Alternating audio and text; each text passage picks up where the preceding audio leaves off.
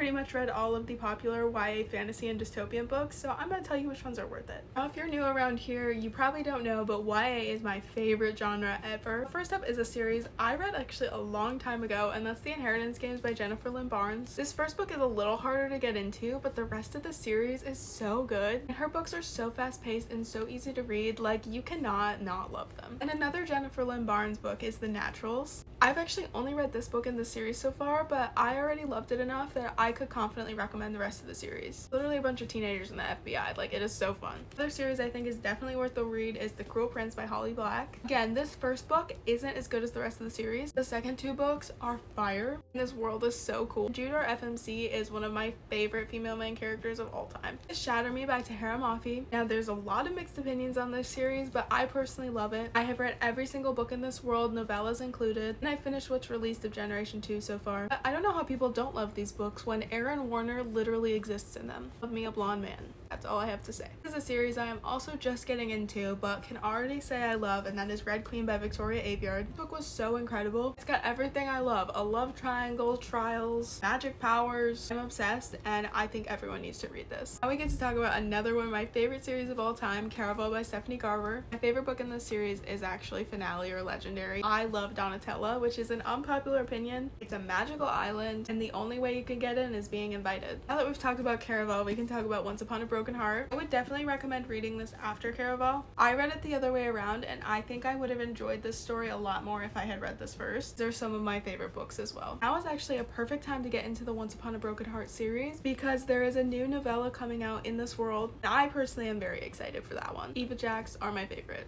A character from Caraval named Jax is a huge part of these books, like a huge part. That's why I say you should read Caraval before this. This video is getting long and I have a ton more recommendations, so let me know if you want to see a part 2.